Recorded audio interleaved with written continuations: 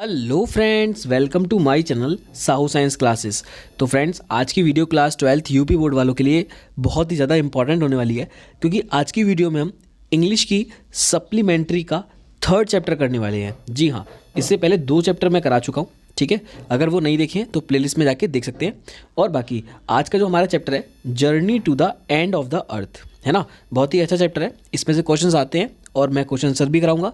सबसे पहले मैं पार्ट का सारांश यानी कि पार्ट की समरी समझाऊंगा, हिंदी में आपको स्टोरी समझा दूंगा, समझ में आ जाएगा पूरा अच्छे से और आराम से क्वेश्चन आंसर करेंगे। फिर तिशानी दोषी जी ने इसको लिखा है। आइए वीडियो को शुरू करते हैं। वीडियो अच्छी लगे तो वीडियो को लाइक करिएगा और चैनल को सब्सक्राइब कर दीजिएगा।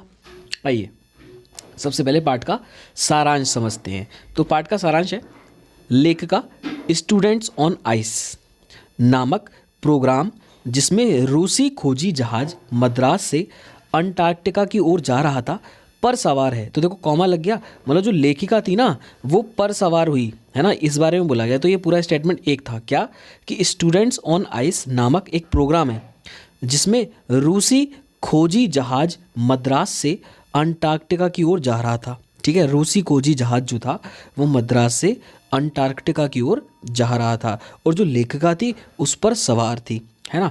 पर सवार हुई लेखिका ने 100 घंटे से अधिक की यात्रा की। उसने कितनी 100 घंटे से अधिक की यात्रा की थी और तब अंटार्कटिका पर कदम रखा था। 65 करोड़ वर्ष पूर्व दक्षिण में गोंडवाना नामक महाविशाल महाद्वीप स्थित था। तो 65 करोड़ वर्ष पूर्व दक्षिण में गोंडवाना नामक महाविशाल महाद्वीप स्थित था।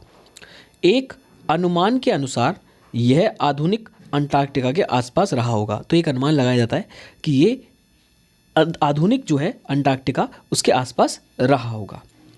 गोंडवाना 50 करोड़ वर्ष तक अस्तित्व में था। इसके बाद यह विशाल भूभाग विभाजित होने की स्थिति में आ गया। तो इसके मतलब इससे पहले तो ये मतलब देखें तो 50 करोड़ वर्ष तक अस्तित्व में रहा, है ना, इसकी मतलब इसके बारे में पता था। लेकिन इसके बाद क्या हुआ कि यह विशाल भूभाग यानी कि पृथ्वी के एक भाग विभाजित होने की स्थिति में आ गया और भारत उत्तर की ओर खिसक गया। तो ये एंड में कहाँ खिसक गया? भारत के बिल्कुल उत्तरी एरिया में खिसक गया और एशिया से जा टकराया और भूमि की परतें ऊपर की ओर उठ गईं और हिमालय की उत्पत्ति हो गई। तो भूमि की परतें कहाँ हो गई? ऊपर की ओर। अब जब देखो ये सिंपल है ना, ये सिंपल बनना है तुम्हारा ये। अब उसके ऊपर और परतें ऐसे करके उठ गई तो वो क्या बन जाएगा? पहाड़ बना देगा, है ना। तो ये पहाड़ बन गया यानी कि हिमालय की उत्पत्ति हो गई। दक्षिण अमेरिका भी उत्तरी अमेरिका से जुड़ाव की ओर खिसक गया और ड्रैक मार्ग को खोल दिया। इस प्रकार अंटार्कटिका ठंडा और वीरान हो गया, ठीक है। मानव सभ्यता केवल 12,000 वर्ष पुरानी है। अपने गांव, कस्बों, शहरों व महानगरों के सहारे हम प्रकृति पर हावी होते गए।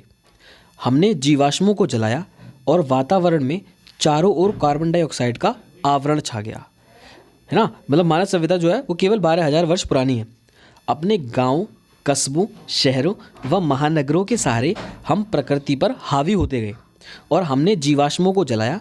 जीवाश्म मतलब जो भी जीव हैं जो ख़त्म हो चुके हैं और जो पृथ्वी में दबे हुए हैं, है ना, जैसे पौधे भी हो गए उसमें अंदर। और वातावरण में चारों ओर कार्बन डाइऑक्साइड का आवरण छा गया। भाई इनको जलाएंगे तो कार्बन डाइऑक्साइड CO2 चारों तरफ छा जाएगी, जिसके फलस्वरूप पृथ्वी के तापमान में वृद्धि दर्ज की जाने लगी है। कनाडा के एक व्यक्ति जोफ ग्रीन ने स्टूडेंट्स ऑन आइस प्रोग्राम प्रारंभ किया। इस यात्रा पर वह हाई स्कूल के छात्रों को ले गया। वे भविष्य की पीढ़ी है जो कुछ उन्होंने अंटार्कटिका में देखा उसको समझने और उससे सीखने और तदनुरूप आचरण करने के लिए वे तैयार हैं। यानी कि फलस्वरूप पृथ्वी के तापमान में वृद्धि दर्ज की जाने लगी है। कनाडा के एक व्यक्ति जो जॉफ ग्रीन है, उन्होंने स्टूडेंट्स ऑन आइस प्रोग्राम प्रारंभ किया। इस यात्रा पर वह हाई स्कूल के छात्रों को ले गया और वे भविष्य की पीढ़ी हैं। भाई वो क्या है? भविष्य की पीढ़ी यानी कि फ्यूचर है। जो कुछ उन्होंने अंटार्कटिका में देखा उसको समझने, उससे सीखने और तदनुरूप आचरण करने के लिए वे तैयार हैं। अंटार्कटिका में पारिस्थितिकी तंत्र सरल है और जैव विविधता भी नहीं है। इसलिए यह जानने के लिए कि पर्यावरण में थोड़ा सा भी बदलाव कितना भयानक प्रभाव ला सकता है, यह एक आदर्श स्थल है। उसके बाद है, वे लोग अंटार्कटिका वृत्त तक पहुँचे कप्तान ने निर्देश दिया कि सभी लोग जहाज से नीचे उतर जाएं। वे सभी 52 लोग किट के साथ बाहर आए और वे लोग कठोर सफ़ेदी पर चले जो चारों ओर स्थायी रूप से छितराई हुई थी। उनके पैरों के नीचे 1 मीटर मोटी बर्फ़ की परत थी जिसके नीचे लवणीय जल परिव्याप्त था, मतलब समुद्र जैसा पानी, नमकीन बिल्कुल, जहाँ जीव जंतु रह रहे थे और सांस ले रहे थे। इसकी सतह पर केकड़ा खाने वाली सील यहाँ वहाँ लेटी हुई थी और बर्फ़ की इस चादर पर धूम सेक रही थी। उन लोगों ने 2 सप्ताह अंटार्कटिका में व्यतीत किए। ठीक है, तो इस तरीके से हमारी छोटी सी ये कहानी थी जो कि आई थिंक थोड़ी सी कॉम्प्लिकेटेड है, पर इट्स ओके, हम क्वेश्चन इसको याद कर लेंगे, समझ लेंगे। तो देखिए, सबसे पहला क्वेश्चन जो कि आपके 2020-22 में आया था और मोस्ट इम्पॉर्टेंट है, who was Geoff Green, what did he offer to the students. Geoff Green कौन था, उसने विद्यार्थियों को क्या दिया। तो Geoff Green was a Canadian.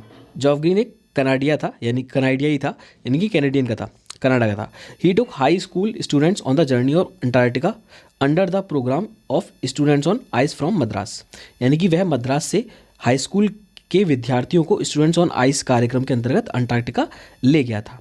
They could visibly see all glaciers retreating and ice shelves collapsing there, यानी कि वहाँ छात्रों ने अपनी आंखों से हिमानियों को खिसकते हुए और हिमखंडों को टूटते हुए देखा, है ना। बस इसको याद करना है आपको, और ये बहुत ज़्यादा इंपॉर्टेंट है, बहुत ज़्यादा ईजी है। ठीक है, नेक्स्ट देखते हैं, how did the author feel when she reached Antarctica, मतलब लेखिका को कैसा लगा, है ना, ये चीज़ बतानी है। 2023 में भी आया, 22 में भी आया। तो देखिए, बस बहुत ही शॉर्ट में कि on reaching Antarctica the writer felt relief, मतलब वहाँ पर पहुँचने का उसे रिलीफ मिला, to see its expensive white landscape and continuous blue horizontal.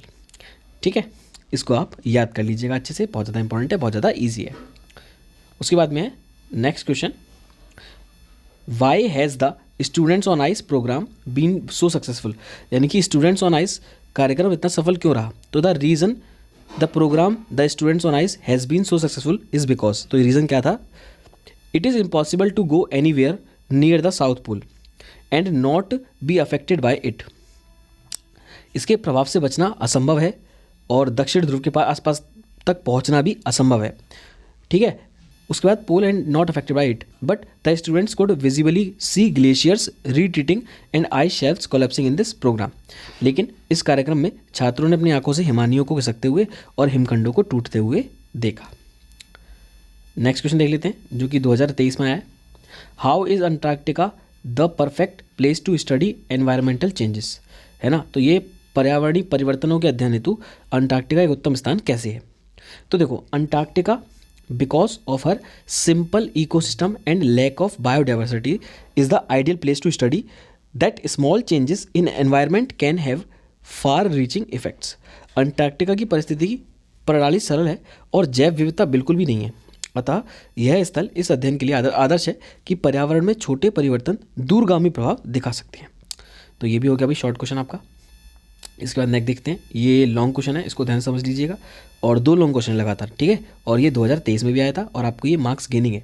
ठीक है, तो देखो, how is the study of Antarctica useful to us, 2023 में आया, अंटार्कटिका का अध्ययन हमारे लिए कैसे उपयोगी है ये बताना है हमें। तो देखो, if we want to study and examine the earth's present past and future, Antarctica is the place to go, यानी कि अगर आपको स्टडी करना है किसके बारे में, अर्थ के पास्ट, फ्यूचर और प्रेजेंट, यानी कि भूत, भविष्य और वर्तमान के बारे में, तो अंटार्कटिका जो है वो बहुत ही अच्छा प्लेस है जाने की, देखने के लिए। The almost absolute burning of natural fuels such as coal और gas has created a blanket of carbon dioxide around the world, है ना। एक बार दोबारा बताता हूँ, the almost absolute burning of nature fuels such as coal और gas has created a blanket of carbon dioxide around the world, यानी कि प्राकृतिक ईंधन जैसे कोयला या गैस को लगभग पूरी तरह जलाने से संसार के चारों ओर कार्बन डाइऑक्साइड का एक आवरण बन गया है। It is slowly but surely increasing the average global temperature, यह धीरे धीरे परंतु निश्चित रूप से संसार के औसत ताप में वृद्धि कर रहा है। Climate change is one of the most strongly challenged environmental debates of our time, यानी कि हमारे समय में पर्यावरण की जोरदार चुनौती देने वाले परिवर्तनों के वाद विवाद में जलवायु परिवर्तन भी एक है। Will the West America sheet melt entirely, it means क्या हुआ इसका मतलब, क्या पश्चिमी अंटार्कटिका बर्फ़ की चादर पूरी तरह पिघल जाएगी?